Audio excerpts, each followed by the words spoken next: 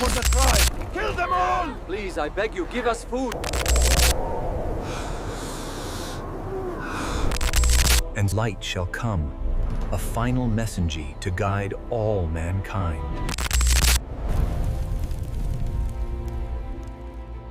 السلام علیکم ورحمۃ اللہ وبرکاتہ۔ آج کا ہمارا موضوع ہے رسول اللہ صلی اللہ علیہ وسلم کی ولادت سے پہلے مکہ کے حالات، رسول اللہ صلی اللہ علیہ وسلم کے ولادت کے وقت کے معجزات اور رسول اللہ صلی اللہ علیہ وسلم کی ولادت کے بارے میں گزشتہ انبیاء کی پیشن گوئیاں۔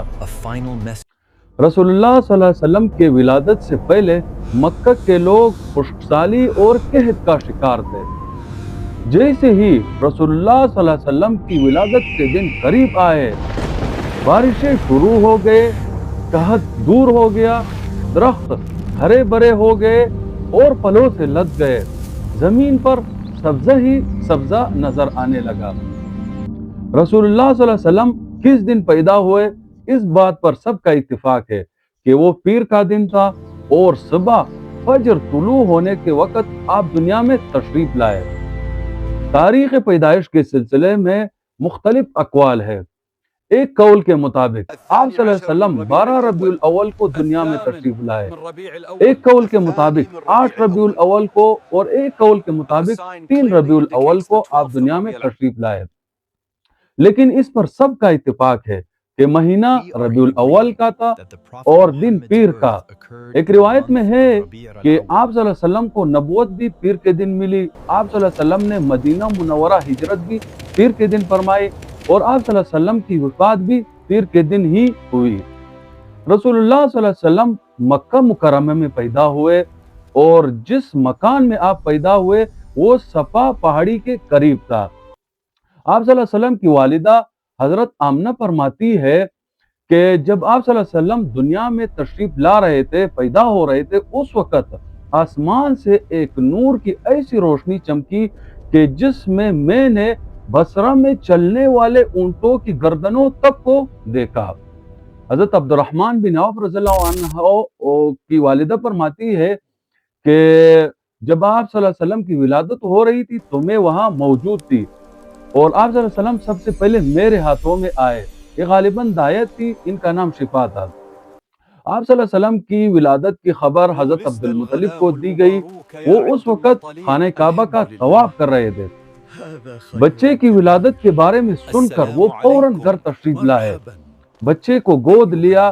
اس وقت آپ صلی اللہ علیہ وسلم کی والدہ نے ان سے کہا یہ بچہ عجیب ہے، یعنی سجدے کی حالت میں پیدا ہوئے، پیدا ہوتے ہی سجدے کی حالت میں چلے گئے، پھر سر اٹھا کر آسمان کی طرف انگلی اٹھائی جیسے کہ ہم تشہد میں کرتے ہیں۔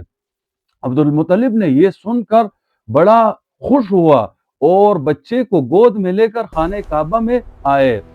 بچے کو گود میں لیے ہوئے خانہ کعبہ کا طواف کر رہے تھے۔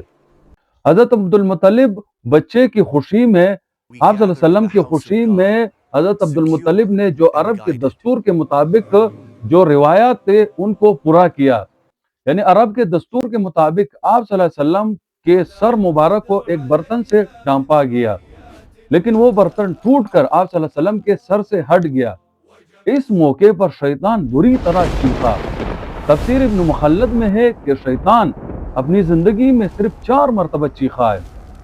پہلی بار جب اللہ تعالیٰ نے اسے ملعون ٹھہرایا، دوسری بار جب اللہ تعالیٰ نے اسے زمین پر اتارا، تیسری بار جب آپ صلی اللہ علیہ وسلم کی ولادت ہوئی اور چوتھی بار جب آپ صلی اللہ علیہ وسلم پر سورہ فاتحہ نازل ہوئی۔ اس بارے میں حضرت کعب بن احبار رضی اللہ عنہ فرماتے ہیں کہ میں نے تورات پڑھی ہے، یہ پہلے یہودی تھا اس کے بعد مسلمان ہوا، اور تورات میں اللہ تعالیٰ نے حضرت موسیٰ علیہ السلام کو آپ صلی اللہ علیہ وسلم کی ولادت کی وقت کی خبر دی تھی، اور حضرت موسیٰ علیہ السلام نے اپنے قوم یعنی بنی اسرائیل کو اس کی خبر دی تھی۔ اس سلسلے میں انہوں نے فرمایا کہ تمہارے ہاں جو مشہور ستارہ ہے جب وہ حرکت میں آ جائے تو وہی وقت رسول اللہ صلی اللہ علیہ وسلم کی پیدائش کا ہوگا۔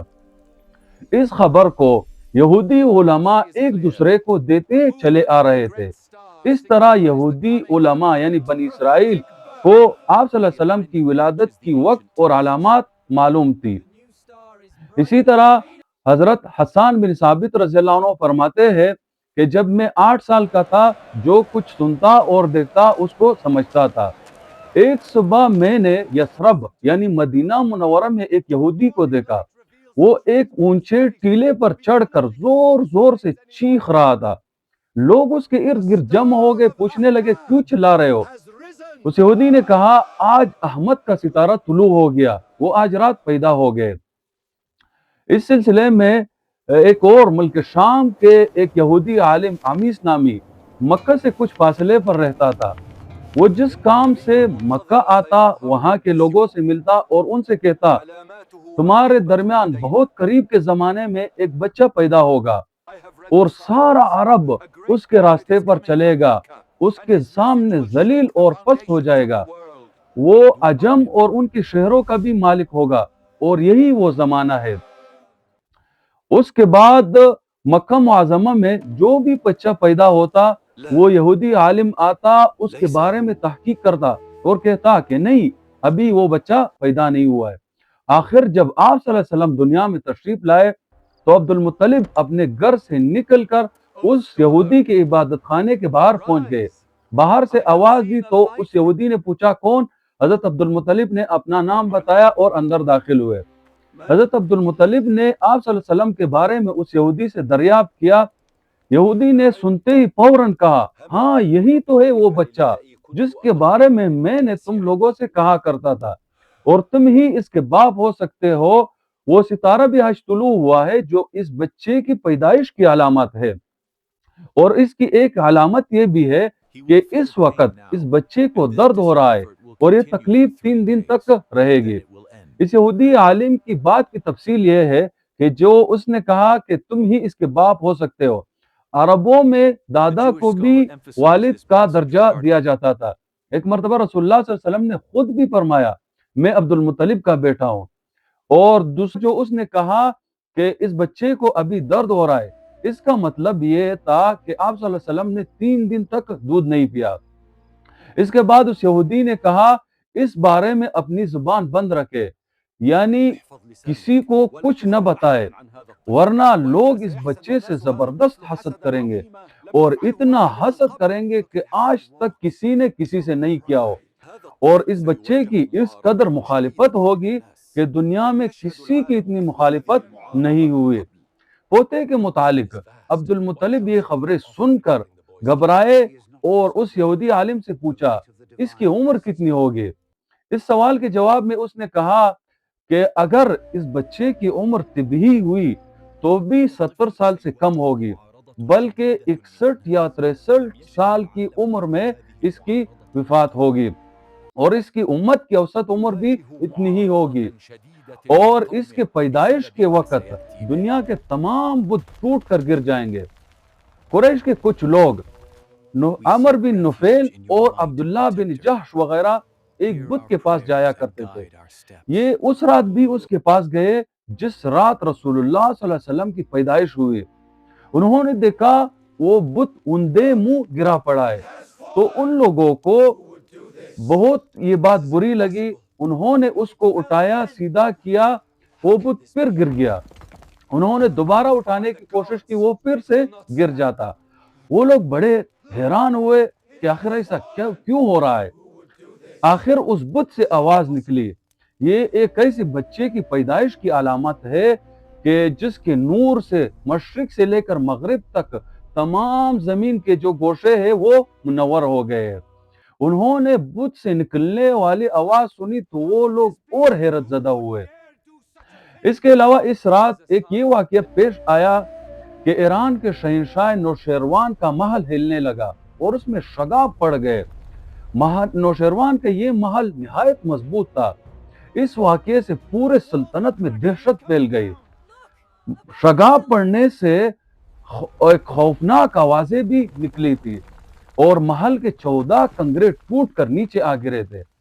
اور اس کے علاوہ یہ واقعہ بھی اس رات پیش آیا کہ پارس کے آتش کدوں کی وہ آگ بجھ گئی جس کی وہ لوگ عبادت کرتے تھے اور کبھی بجھنے نہیں دیتے تھے، لیکن اس رات ایک ہی وقت میں تمام کے تمام آتش کدوں کی آگ آنن فانن بجھ گئی. آگ کے پوجنے والوں میں رونا پٹنا مچ گیا. ان تمام واقعات کی اطلاع جب کسریٰ کو ملی تو اس نے ایک کاہن کو بلایا. اس نے کہا اپنے محل کے جو شگاف اس کے محل میں پڑ گئے اور جو آتش کدوں کے آگ بجھ گئے، اس بارے میں کاہن کو واقعات سنائے اور پوچھا ایسا کیوں ہو رہا ہے. کاہن خود تو اس کا جواب نہ دے سکا، تاہم اس نے کہا ان سوالات کا جواب میرا ماموں دے سکتا ہے، ان کا نام ستی ہے. نوشروان نے کہا ٹھیک ہے، تم جاؤ ان سوالات کا جوابات لے آؤ. کاہن وہاں سے چلا، اپنے ماموں کے پاس گیا، ان سارے واقعات کو ان کے سامنے بیان کیا.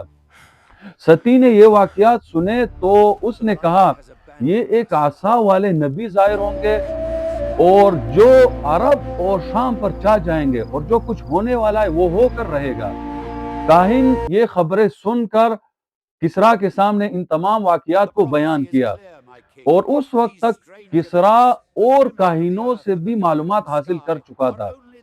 پھر کسریٰ نے کہا کہ یہ وقت ابھی دور ہے، یعنی ان کا غلبہ میرے بعد ہونے والا ہے. اس کے بعد پھر رسول اللہ صلی اللہ علیہ وسلم کا عقیقہ ہوگا اور اس کے اوپر جو نام رکھا جائے گا محمد، اور اس کے بعد اللہ کے رسول صلی اللہ علیہ وسلم کو جو حضرت علیمہ سعدیہ رضی اللہ عنہ اپنے ساتھ لے جائے گا، وہاں پر جو معجزات ہوں گے، اس کے بعد ہم انشاءاللہ اگلی ویڈیو میں وہ بیان کریں گے. وما علینا الا